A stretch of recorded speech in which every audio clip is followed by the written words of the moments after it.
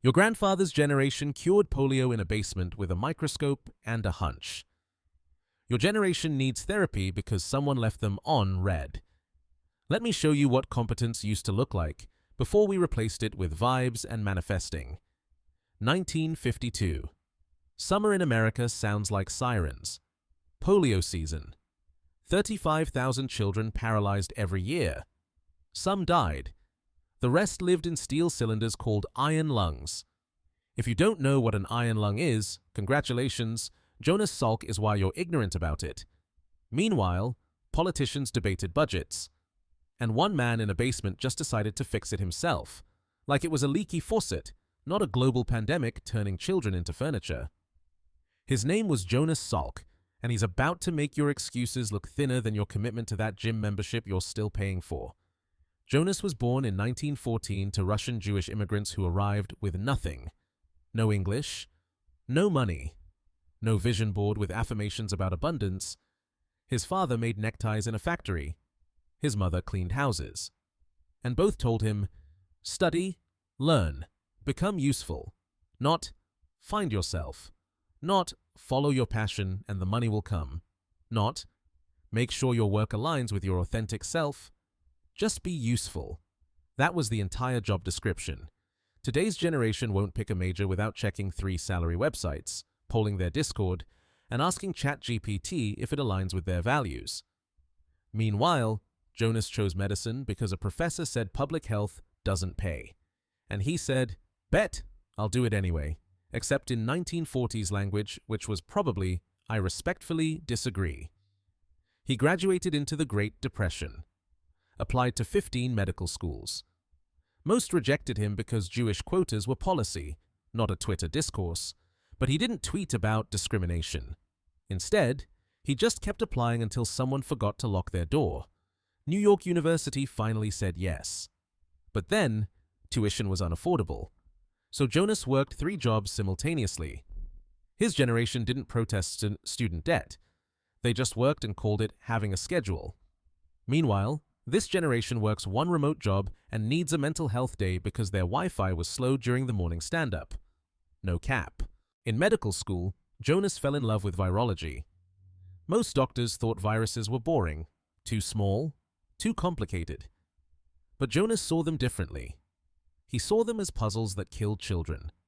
Annoying microscopic bastards that kept winning because nobody wanted to put in the work. By 1942, he joined the army fighting influenza, the same flu that killed 50 million people in 1918. That's more people than have podcasts, for perspective. His team worked around the clock. No work from home Fridays. No wellness workshops about boundary setting. Just work until the problem is solved or you pass out. And honestly, passing out was just an aggressive nap. And then, they made a vaccine that actually worked. Millions of soldiers lived. Influenza 2. Electric Boogaloo was cancelled. Jonas learned something crucial. Speed matters when people are dying. Bureaucracy kills as many people as disease, just with better documentation. When the war ended, he was offered a position at Pittsburgh. A basement lab with museum-quality equipment and 0 prestige. Everyone said, wait for something better. Instead, Jonas saw freedom. No committees.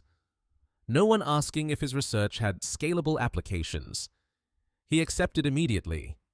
Meanwhile, this generation turns down jobs because the office doesn't have a climbing wall or the commute is 15 minutes and that's too far from their emotional support houseplant. For real, for real. Pittsburgh, 1947. The lab was dark, damp, probably had asbestos and a ghost. The kind of place this generation would turn into an aesthetic co-working space with succulents. But Jonas called it paradise. He hired a team who believed in solving polio more than competitive salaries. And then, he started hunting the virus. Every summer, polio paralyzed thousands. Even President Roosevelt couldn't escape it. If the president with unlimited resources couldn't dodge it, what chance did little Timmy in Ohio have? The scientific establishment said a vaccine was impossible. They'd tried for decades. The prevailing theory? Give people a weakened live virus and cross your fingers it doesn't kill them. Russian roulette, except the bullets were made of viruses. Not a great system. But Jonas had a different idea. Kill the virus completely, but still teach the body to recognize it. Like showing someone a photo of a burglar instead of inviting an actual burglar into their house. His colleagues didn't just disagree. They laughed. Actually laughed like he'd suggested curing polio by manifesting positive energy.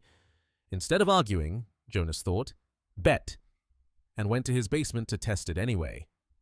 Because talking about problems is a hobby, solving them is work. And Jonas was allergic to hobbies. Countless failures, vials that did nothing. His team worked 7 days a week. His wife brought dinner because Jonas kept forgetting humans need food to stay alive. Today's generation calls that toxic hustle culture and writes threads about rest being revolutionary. Meanwhile, his generation called it being useful and didn't require an audience or a podcast about their journey. And then, by 1950, Jonas had a prototype. A killed virus vaccine. It worked in monkeys. Which was great news if humans were just tall monkeys, which scientifically speaking we kind of are. Now came the terrifying part. Testing it in humans. Most researchers would have waited years. More trials. More papers. Formed a committee to discuss forming a committee. Instead, Jonas looked at the calendar. Summer. Polio season. Every month he waited, more children would be paralyzed. So he made a different choice. He tested it on himself first, then his wife, then his 3 young sons, ages 5, 8, and 9. He injected his own children with an untested vaccine in his basement. No ethics board, no insurance, no Instagram poll asking followers what they thought he should do.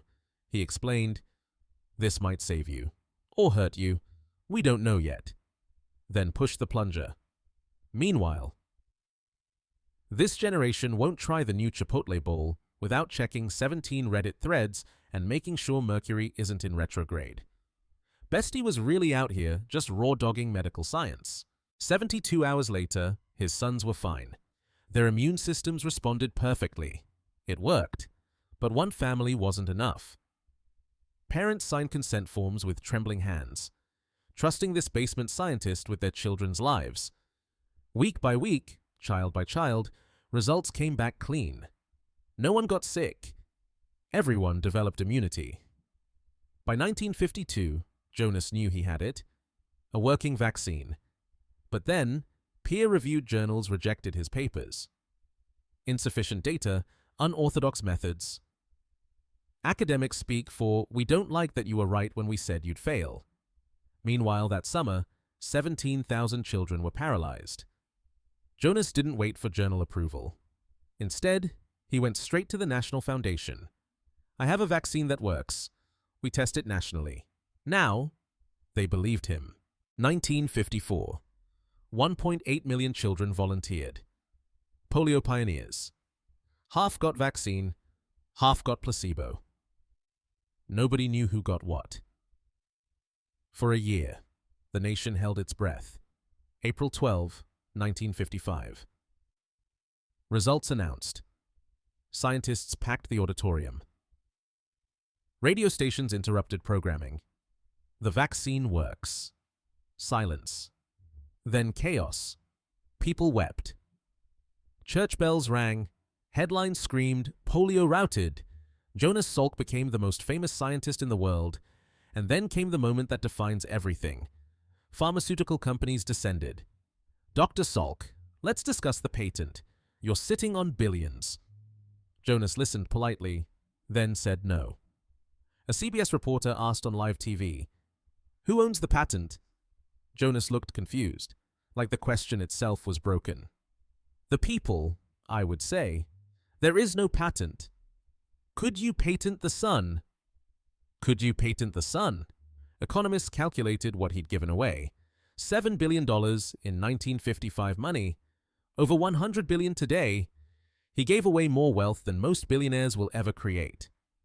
With a shrug and a metaphor about sunlight. Compare that to today. Today's billionaires launch rockets for fun while children can't afford insulin. They build metaverses while real communities crumble. They hoard drug patents, then donate 0.01% and expect stadiums named after them. Meanwhile, Jonas gave away $7 billion and went back to work in a leaking basement. Modern billionaires give away the scraps after buying the third yacht. Jonas gave away what he could have claimed. One is generosity, the other is sacrifice. Only one changes the world. But here's what breaks the modern brain. Jonas wasn't performing virtue. He was being logical. A child is drowning. You know how to swim. Do you charge a fee first? Film it for content? For his generation, decency was reflex, not strategy. Not something you post about with 3 sparkle emojis and link in bio to learn how you can help. Within 2 years, polio cases dropped 90%. Iron lungs gathered dust. Pools reopened. Summer sounded like laughter again. And Jonas, same basement, same salary, working on the next virus, didn't even start a Substack about his journey. Meanwhile today, insulin costs $300 per vial. Not because it's expensive to make, because someone owns the rights and charges what desperation will pay. EpiPens cost $10 to produce, sell for $600. We've turned medicine into quarterly earnings, suffering into profit centers, but then Jonas proved it didn't have to be that way. His vaccine is still free, still saving lives, still proving generosity beats greed. After saving the world, most people cash in. Book deals, speaking tours, a foundation with their name in marble. At minimum, a TED Talk and a masterclass. Instead, Jonas went back to his basement. President Eisenhower invited him to the White House. Universities offered massive salaries. He accepted the handshake, declined everything else. I don't need a bigger lab. I need more hours. His colleagues grew jealous, claimed he stole credit. The same journals that rejected him now criticized him for not publishing faster. They mocked him when he was nobody, resented him when he succeeded. Meanwhile, Jonas just kept working, unbothered, moisturized, in his lane, focused, flourishing. Except he wouldn't have said any of that because he was busy actually working. In 1960, his marriage collapsed. Missions make brutal marriages. They divorced quietly. He moved into a barely furnished apartment. A bed, a desk, a coffee maker, sufficient. By the 60s, a rival oral vaccine gained ground, easier to distribute, just drops on a sugar cube. The medical community took bitter sides, but Jonas hated it. Let them use whichever works, concerned. The point is ending polio. Imagine that. Caring more about outcomes than credit. Couldn't be this generation. The oral vaccine became the global standard. Not because it was better, because it was easier. Jonas's name faded from headlines. A new generation grew up saved without knowing who saved them. First, they made him a hero. Then yesterday's news. He kept working anyway, because he never worked for applause. He worked for outcomes, children not dying. That was enough. Man's really said job's done and moved to the next quest like an NPC with actual purpose. In 1963, he founded the Salk Institute, not a monument. A workshop where scientists could think long-term without quarterly pressure. For 30 years he worked there, on HIV, the new plague. Now in his 70s, he returned to the fight. Some scientists retire to golf. Instead, he retired to the next epidemic. Built different, no printer, just facts. Jonas died June 23, 1995, age 80. The obituaries called him a hero. He would have said, "I was a plumber. I fixed what was broken. No state funeral, no parade, just family, friends, and millions walking around on legs that worked who had no idea why." Polio is nearly extinct now, from hundreds of thousands of retards to fewer than 50 worldwide. One generation from total eradication. When that day comes, Jonas's name might not be in the headline, but his decision will be there. The decision to cure instead of capitalize, to give instead of own. So let's be honest. His generation understood something ours forgot while optimizing our Instagram grids. His parents were forged by Russia, actual hardship. When immigrants arrived then, they stayed distinct for generations. You could see their hunger, their character. Today, one TikTok account, kids in Manila and Mumbai and Manchester all saying no cap for regional character used to be forged by where you suffered. Now it's assigned by what you scroll. His generation built libraries still lending books, schools still teaching, vaccines still saving children. Meanwhile, we build brands irrelevant in 5 years. Platforms replaced by the next app. They measured success in lives changed. We measure it in engagement rates, in whether our aesthetic is cohesive, in parasocial relationships with people who don't know we exist. They built infrastructure. We build influence. When the power goes out, only one keeps the lights on.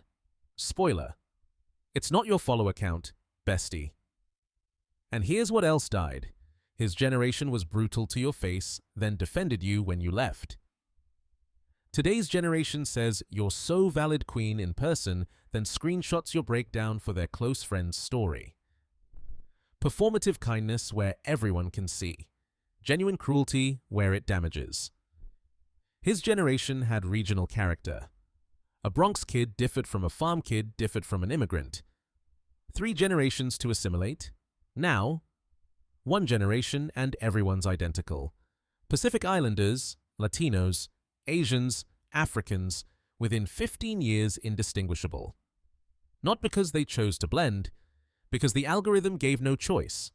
Same feeds, same slang, same downloaded personality. We've got accents. We lost what made us distinct. The internet connected the world, then made everyone boring. We're all one global community saying the same nothing. Everyone's giving I'm different energy while being exactly the same. The math ain't mathing. There's a statue of Jonas at Pittsburgh. Bronze. Life-sized. Sitting on a bench holding a vial. Children climb on his lap for photos. Parents tell the story. This man saved millions, gave away a fortune, never asked for anything back. For one moment, people remember what giving looks like when you're not doing it for the gram. His statue doesn't tower over you. It invites you to sit beside him, because Jonas never wanted to be above people, just useful to them. No hierarchy, just service.